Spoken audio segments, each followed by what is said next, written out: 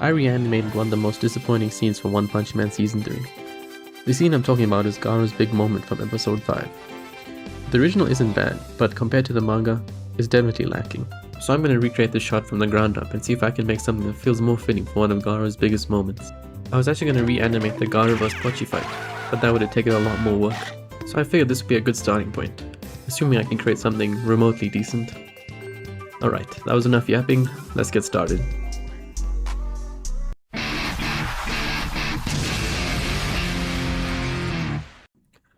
So normally I'd polymodel the head because I find that gives me more accurate results. You're working directly from the front and side views, so it's pretty easy to keep everything lined up. But this time I decided to try sculpting the head instead, mostly because I enjoy sculpting more than polymodeling. And I also can't really imagine polymodeling a character like Kaido or Musashi. Anyhow, this is what I ended up with. Sadly I didn't record any of it because I was literally just messing around, and honestly I was pretty surprised at how good it turned out, to the point where it kinda kickstarted this whole video. So yeah, you're just gonna have to use your imagination on how I got here. For the body, as usual, there's nothing really special about it. I just use subdivided cubes to block out the basic shape, which I then use as a foundation for the sculpt. I just like showing this part because it's kinda satisfying seeing the model start off as a bunch of basic shapes and slowly turn into the actual character. From here on out, I can finally start sculpting all the details. But before that, I actually want to try a different way of doing the eyes.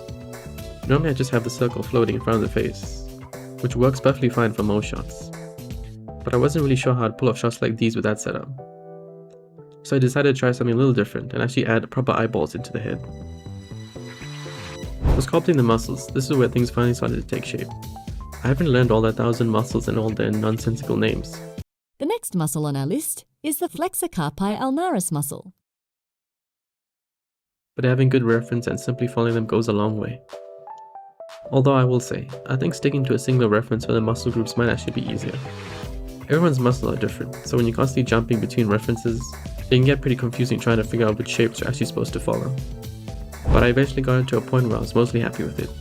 The legs are still a little bit rough, but at some point you just have to stop tweaking things and just move on. Originally I had the idea of creating a mask for the clothes and just extracting them straight from the mesh. But I ran into some kind of issue. Looking back, it was probably for the best. Because having all these separate pieces would have made rigging a lot more annoying. I knew doing the clothes through texturing would have been a lot more easier in the long run. But hey, it looked cool I guess. Before I could start texturing, I just needed to bring the poly count down. The head needed some manual retopology. For the body I used the multi-res modifier to preserve the details from the high poly sculpt. And once that was done, I finally had a clean enough model to move on to texturing.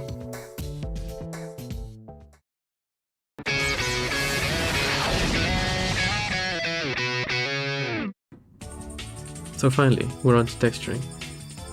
After putting down some of the base colors, I started going crazy with all the little details on Garou's face, trying my best to match what I could see in the manga.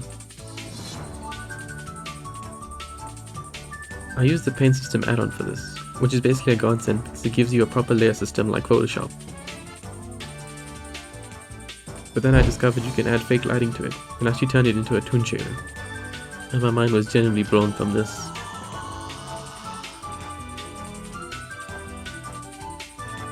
Remember how I talked about the clothes earlier?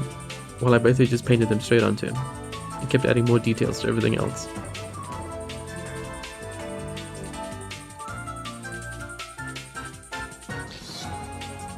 I also realized I completely forgot to make his teeth in time, so I had to go back and add those.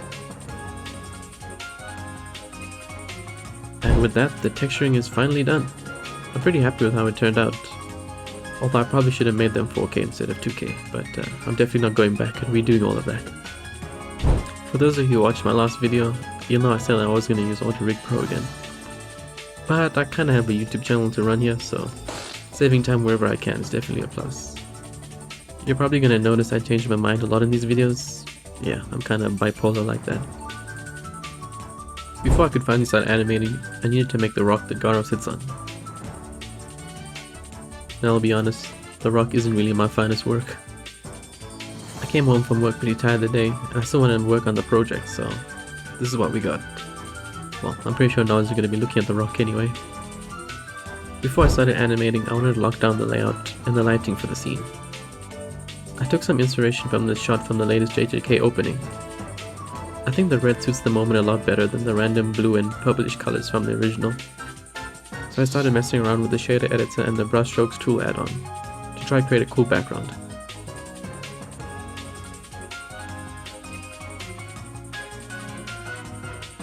Getting the pose down was actually kind of difficult, because when you're drawing something, you can just simply draw the pose you want.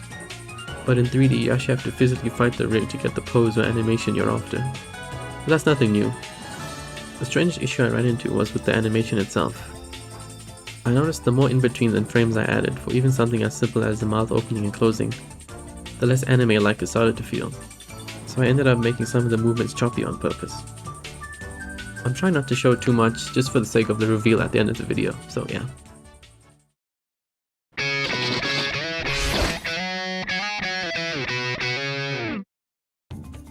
My compositing process isn't really that deep. I like having the look mostly locked down before I even started compositing. So all I really did was blur the background a little bit, add some color correction and maybe some subtle glows. Also, side note, why can't all these programs have the same shortcut? It's just that after spending so much time in Blender, switching to another piece of software and having to learn more shortcuts is just inconvenient. But hey, maybe this is a reason to learn Blender's compositor, so expect that next time I guess. And with that, I think we're finally done. Like I said in the beginning, I originally wanted to make the Garou vs Pochi fight, but depending on how this video performs, that might end up being the next video. And then maybe we'll even do the Orochi fight. Good lord, I'm gonna have to make that. Anyway, if you enjoyed the video, leave a like and sub, and all that out of the way. Let's run the final result.